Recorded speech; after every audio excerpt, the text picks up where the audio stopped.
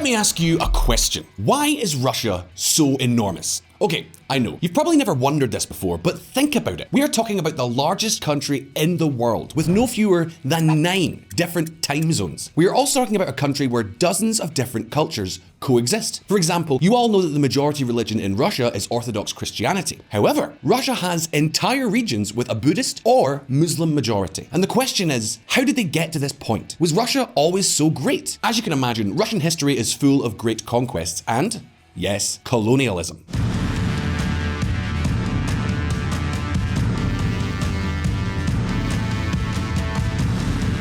You could say that Russia was built from a great colonial empire. But the question we're asking in today's video is, what if Russia were still a colonial empire? Put another way, to what extent is Putin's invasion of Ukraine nothing more than an attempt to prevent Ukraine from becoming independent? Now, calm down. I know many of you will be wriggling in your seats at the moment, and I'm warning you that today's video is going to be pretty controversial. In fact, very controversial. And why, might you ask? Because it is precisely the Soviet Union that most criticized the European colonial empires. It was the Soviet Union that created the Decolonization Committee at the UN, and it is today's Russia that protests every time the United States opens a military base in another country. However, Russia's history has too many things in common with those of other colonial empires. In fact, former Czech President Václav Havel summed up Russia's history with these words. Check it out. Russia's problem is that it doesn't know where it begins and where it ends. Václav Havel, former Czech president. Pretty prescient, don't you think? Some would think that's a question Russia's still dealing with today. But the question we are focusing on today is, to what extent was the Soviet Union a colonial empire like the Spanish, British, or French empires? Do Russian colonies still exist? Could we say that Ukraine is a Russian colony that wants to become independent? Today, we're going to answer all of these questions. But first, let's look at some history.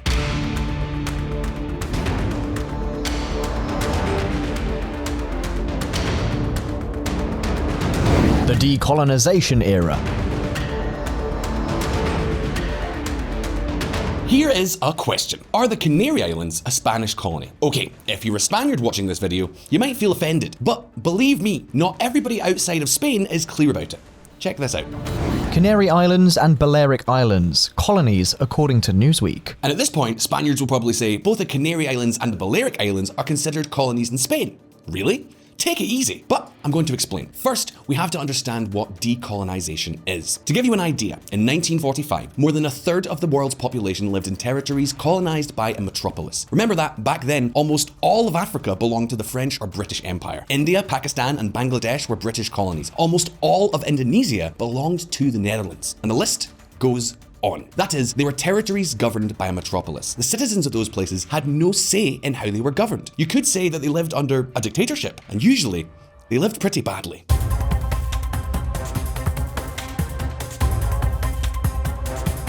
As you can imagine, most of the political or economic elite in a country like Algeria, for example, were French. The native Algerians had little pleasure in belonging to the French Empire. So in 1960, the Soviet Union came to the UN and said, this has got to end. Colonial empires are a thing of the past. And that's how the UN Decolonization Council was created. And I know what people will think. The UN Council? That kind of sounds like a lot of officials, a lot of statements saying they're deeply concerned and really not much else, right? Well, no. The 1960s were the years of decolonization. In a short time, almost all the former colonies in Africa and Asia became independent from their metropolises. According to the UN, today there are only 17 territories without self-government. But relax. On that list we find places like Gibraltar. And that's a place I think many of you would be happy to live in, especially after watching the video we made here on VisualPolitik.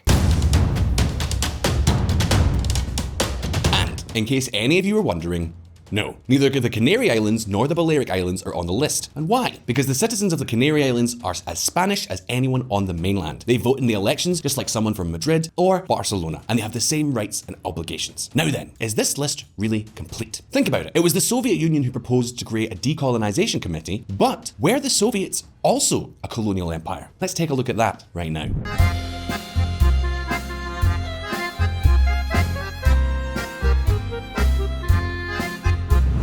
Why is Russia so big? This brings me back to the question from the beginning. Why is Russia so big? Let me tell you that in the 16th century, Russia was much smaller. Take a look at this map.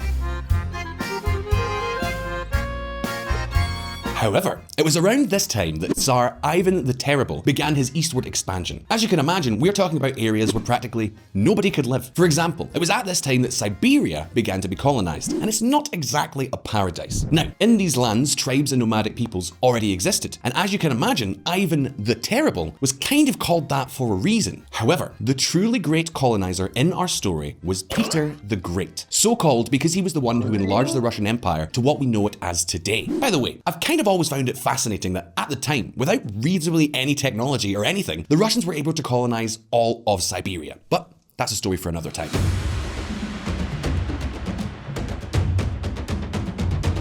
After all, we are not only talking about Siberia. The Russian Empire extended to many areas that were inhabited as well, from the Caucasus to part of Poland, or even what is now, for the time being, Ukraine. And so, we come to the year 1917. And what happens in that year? Well, we all know this bit of Russian history. It was the year of the Russian Revolution. Classical Marxism says that nations are not important. The national sentiment is a bourgeoisie invention. Remember the famous proletarians of the world unite. No borders. We are all equal under the umbrella of the working class. However, what did the communists find when they came to power? Well, they realized that Russia had a lot of Russia. For example, in the area of Kalmykia or Burantia, they had a shamanistic and Buddhist tribes. In Georgia, they spoke a very strange language which even had its own writing system.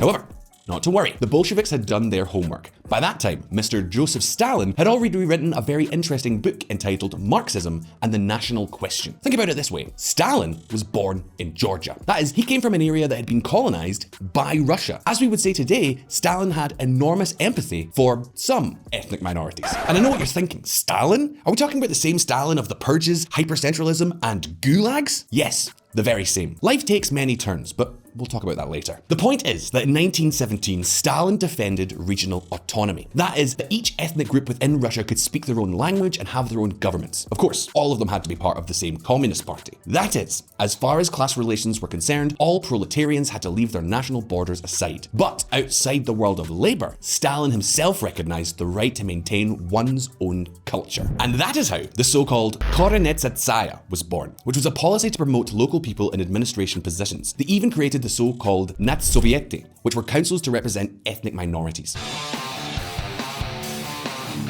To give you an idea, Stalin himself opened schools where Ukrainian was taught. That might seem normal today, but it was quite a change in mentality. It was not easy for the average Russian to accept that the other ethnic groups had the right to use their own language and uphold their culture. For centuries, the Tsars had tried to impose Russian and Orthodox religion with an iron fist in all of the territories they had conquered. However, Stalin was very clear that a country could not be rebuilt without empowering the regions. They even went as far as introducing positive discrimination policies to promote local languages over Russians. In other words, Stalin could send dissidents to the Gulag without batting an eyelash, but as far as sensitivity with other people was concerned, he kind of looked like a Nobel Prize winner. So, what's the problem with all this?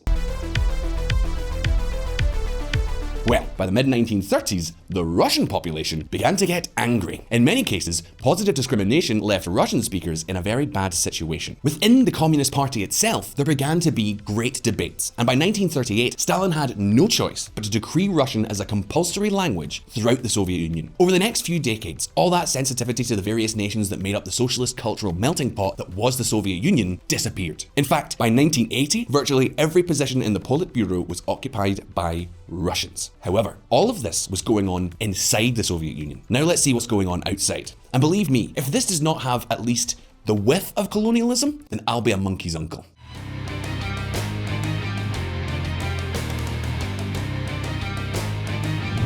The Warsaw Pact.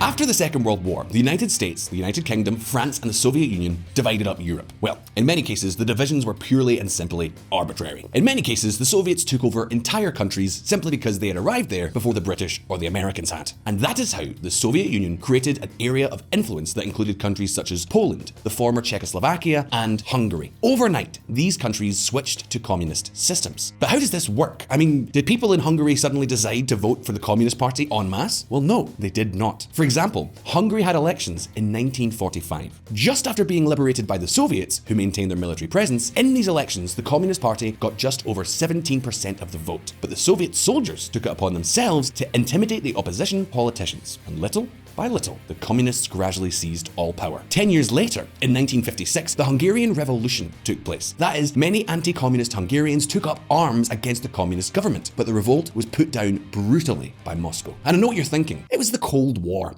Everyone at that time was heavy-handed. Well, yes, and no. At this point, no one can deny that the United States also intervened in a lot of countries to prevent the creation of a communist government. But, as in everything in life, there are degrees.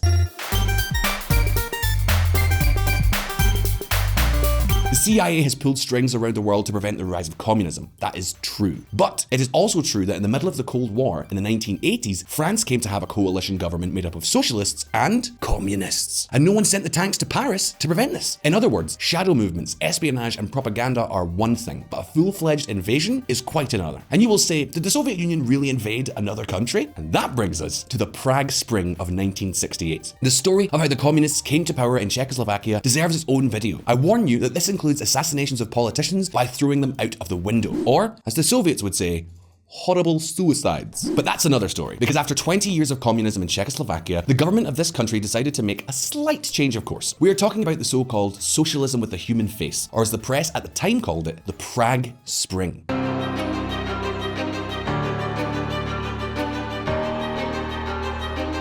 The then Czechoslovak president, Alexander Dubček, wanted to reform socialism. For example, he proposed legalizing multi-partyism and allowing freedom of speech. In other words, we could say that he was looking for something kind of akin to social democracy. And how did Moscow react? Well, on the 20th of August 1968, the Soviet Union sent 200,000 troops and 2,000 tanks. In a few days, the whole of Czechoslovakia was under absolute Soviet control. And not a lot of people have heard about this. But between 1968 and 1989, the whole of Czechoslovakia, that is today's Czech Republic and Slovakia, had sealed borders. Thousands of families were broken forever, and the country's government was completely in the hands of Moscow. After all, any slight disagreement with the Politburo would mean a new invasion. In other words, Hungary, Czechoslovakia, and even Poland had independent governments in name only. They were not free to call elections, nor were they free to make their own laws. And the question is, to what extent could they not be considered colonies?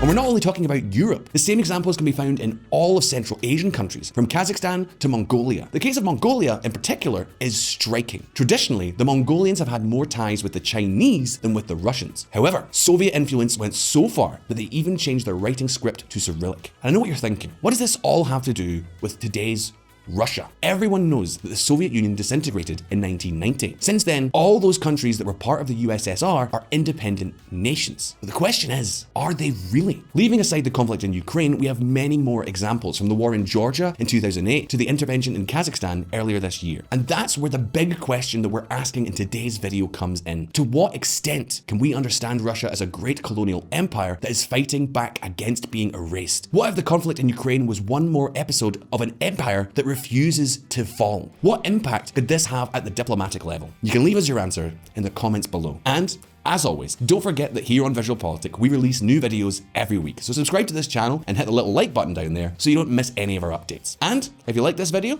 like it so we know. I'll see you next time.